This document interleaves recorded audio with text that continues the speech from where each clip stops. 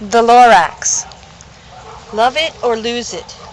I'm reading this story to you today because I love it, and I'd like you to as well. The foreword to this story is by Pete Seeger. It says, love it or lose it. Dear kids, beware. This book may change your life. Picture yourself playing in a city park or in your backyard if you're lucky enough to have one. What do you see? A tree to climb, birds in a nest, flowers. Now imagine all that taken away. There's a parking lot and a factory with smokestacks. Try planting flowers in the cement or breathing fresh air under the smokestacks. The world will be like this unless we can teach the kids of the world to love it before we lose it. How can we do that? Dr. Seuss found a way. He gets us laughing, gets us interested in the story of a very greedy Onceler who cared only about money. But the Onceler's happiness and success were short-lived. Even he came to realize that we really don't need the needs. Dr. Seuss asks us to speak up for the trees, the water, and the air. If something wrong is being done to the environment, speak up as the Lorax did. Talk to your parents, your teachers, your legislators. Talk to anyone who will listen. Just by looking outside, we can see that the world is still a beautiful place. But as Dr. Seuss would put it, it won't be. Unless someone like you cares a whole awful lot, nothing is going to get better. It's not. The most important thing you kids can do is to ask the right questions, the kind that make people think about why we are destroying the world. And maybe we'll all learn to laugh as we speak up for the Lorax and one up the Oncelers in our neighborhood. For it's you kids who will get us to clean up the mess. What mess? Turn the page and start. I think that's what I'll do. So again, The Lorax by Dr. Seuss.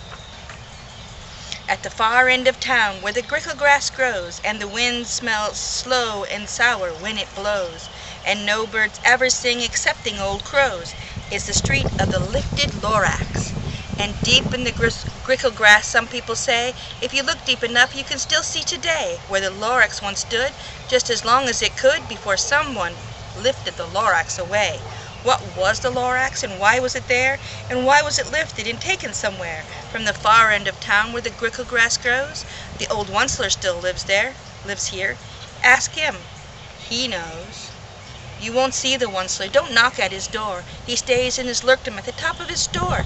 He lurks in his lurkdom cold under the roof, where he makes his own clothes out of muffered moof. And on special dank midnights in August he peeks out of the shutters, and sometimes he speaks and tells how the Lorax was lifted away. He'll tell you, perhaps, if you're willing to pay.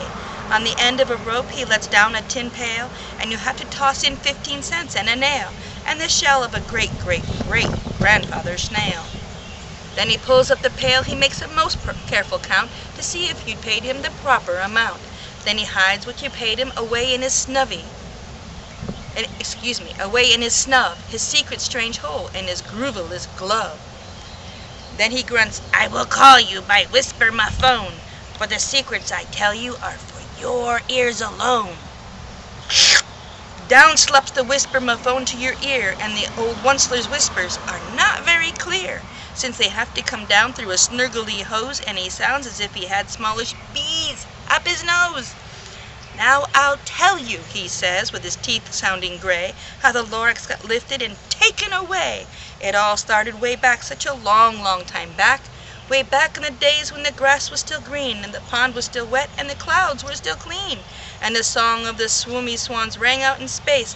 One morning I came to this glorious place, and first I saw the trees, the truffula trees, the bright-colored tufts of the truffula trees, mile after mile in the fresh morning breeze, and under the trees I saw brown barbaloots frisking about in their barbaloot suits as they played in the shade and ate truffuled fruits. From the rippleless pond came the comfortable sound of the humming fish humming, while splashing around. But those trees, those truffula trees, all my life I've been searching for trees such as these. The touch of their tufts was much softer than silk, and they had the sweet smell of fresh butterfly milk. I felt a great leaping in my joy in my heart. I knew just what I'd do. I unloaded my cart. In no time at all, I had built a small shop. Then I chopped down a truffula tree with one chop. and with great skillful skill and great speedy speed, I took the soft tuft and I knitted a thneed. I didn't stutter, a thneed. The instant I'd finished, I heard a gazump. I looked, I saw something pop out of the stump of the tree I'd chopped down. It was sort of a man. Describe him, that's hard, I'm not sure if I can. He was shortish and oldish and brownish and mossy, and he spoke with a voice that was sharpish and bossy. "Mister," he said with a sawdusty sneeze, "I am the Lorax. I speak for the trees. I speak for the trees have no tongues, and I'm asking you, sir, at the top of my lungs."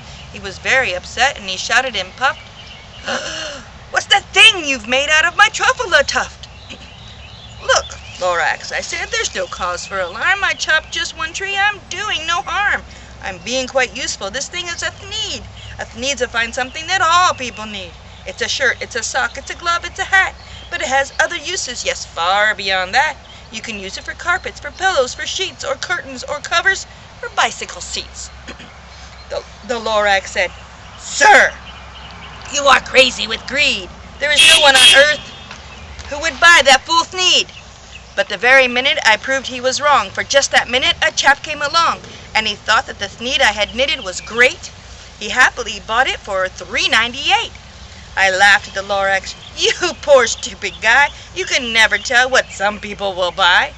"I repeat," cried the Lorax, "I speak for the trees." "I'm busy," I told him. "Shut up, if you please." I rushed across the room, and in no time at all built a radio phone. I put in a quick call. I called my brothers and uncles and aunts, and I said, "Listen here. Here's a wonderful chance for the whole Wensler family to get mighty rich. Get over here fast. Take the road to North Nitch. Turn left at Wee Hawkins, sharp right at South Stitch."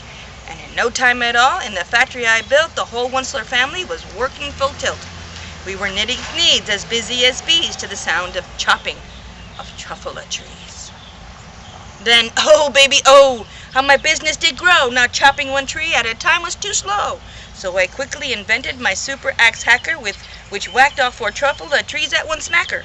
We were macking thneeds 4 times as fast as before, and that Lorax, he didn't show up anymore. But the next week he knocked on my new office door. He snapped, "I'm the Lorax who speaks for the trees, which you seem to be chopping as fast as you please. But I'm also in charge of the brown barbaloots who played in the shade in their barbaloot suits and happily lived eating truffle fruits. Now, thanks to your hacking my tree to the ground, there's not enough truffle fruit to go round, and my poor barbaloots are all getting the crummies because they have gas and no food in their tummies. They love living here, but I can't let them stay. They'll have to find food, and I hope that they may. Good luck, boys," he cried, and he sent them away. I, the Wensler, felt sad as I watched them all go. But business is business, and business must grow, regardless of crummies and tummies, you know. I meant no harm, I most truly did not, but I had to grow bigger, so bigger I got.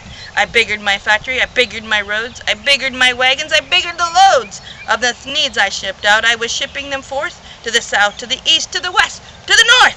I went right on biggering, selling more thneeds. I biggered my money, which everyone needs. Then again he came back. I was fixing some pipes when that old nuisance Lorax came back with more gripes. "I am the Lorax!" He coughed and he whiffed. He sneezed and he snuffled. He snargled. He sniffed. "Wensler!" he cried with a cruffleless croak. "Wensler, you're making such smoggleless smoke. My poor swami swans, why they can't sing a note. No one can sing who has smog in his throat." "And so," said the Lorax, "please pardon my cough, they cannot live here, so I'm sending them off. Where will they go? I don't hopefully know. They may have to fly for a month or a year to escape from the smog you've smogged up around here." "What's more," snapped the Lorax, his dander was up, "let me say a few words about gluppity-glup. Your machinery chugs on day and night without stop, making gluppity-glup, also sloppity-slop. What do you do with this leftover goo? I'll show you, you dirty old Wensler man, you. You're glumping the pond where the humming fish hummed. No more can they hum, for their gills are all gummed. So I'm sending them off. Oh, their future is dreary. They'll walk on their fins and they'll get woefully weary in search of some water that isn't so smeary." And then I got mad. I got terribly mad. I yelled at the Lorax. Now listen up. Now listen here, Dad. All you do is yap, yap, and say bad, bad, bad, bad. Well, I have my rights, sir, and I'm telling you, I intend to go on doing just what I do. And for your information, you Lorax, I'm figuring, turning more truffula trees into needs, which everyone needs. And at that very moment, we heard a loud whack. From outside in the fields came a sickening smack of an axe on a tree. Then we heard the tree fall, the very last truffula tree of them all. No more trees, no more needs, no more work to be done. So in no time my uncles and aunts, everyone, all waved me goodbye. They jumped into my cars and drove away under the smoke-smuggered stars. Now all that was left neath the bad-smelling sky was my big empty factory, the Lorax, and I. The Lorax said nothing. He just gave me a glance. He gave me a very sad, backwards glance. He lifted himself by the seat of his pants, and I'll never forget the grim look on his face when he hoisted himself and took leave of this place, through the hole in the smog, without leaving a trace. And all that the Lorax left here in this mess was a small pile of rocks with one word, unless. Whatever that meant, well, I just couldn't guess. But that was long, long ago. But each day since that day, I've sat here and worried away. Through the years when my buildings have fallen apart, I've worried about it with all of my heart. But now, said the Onceler, now that you're here, the word of the Lorax seems perfectly clear. Unless someone like you cares a whole awful lot, nothing is going to get better. It's not.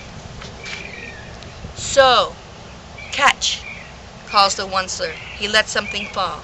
It's a truffula seed. It's the last one of all. You're in charge of the last truffula seeds, and truffula trees are what everyone needs. Plant a new truffula, treat it with care, give it clean water, and feed it fresh air. Grow a forest, protect it from axes that hack. Then the Lorax and all of his friends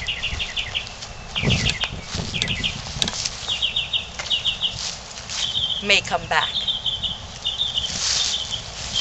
Thanks for listening.